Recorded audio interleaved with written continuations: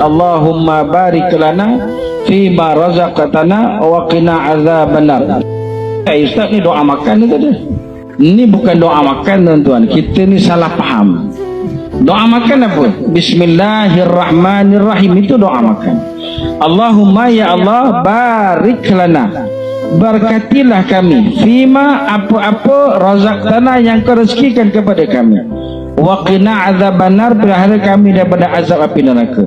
Kalau kita doakan kat kepala isteri kita ni, Allahumma barik lana, ya Allah berkatilah apa yang ada di atas kepala isteriku.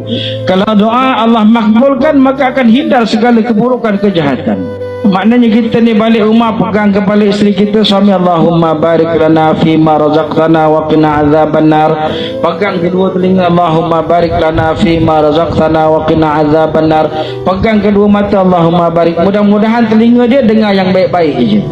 Bila kita bacakan macam tu, mata dia tu dengar yang baik-baik sahaja. Kalau ada penyakit, Allah keluarkan penyakit tersebut. Pegang mulut macam tu juga. Kalau suami isteri kita ditadikkan ada penyakit kat mana, sakit lutut, pegang Allahumma barik lana. Buat selalu, insya-Allah. Mudah-mudahan pertama Allah bagi kebaikan, yang kedua kalau ada penyakit, insya-Allah Allah sembuhkan penyakit tersebut. Tapi buat sekali lah, jangan balik buat sekali, sama aja kata dia.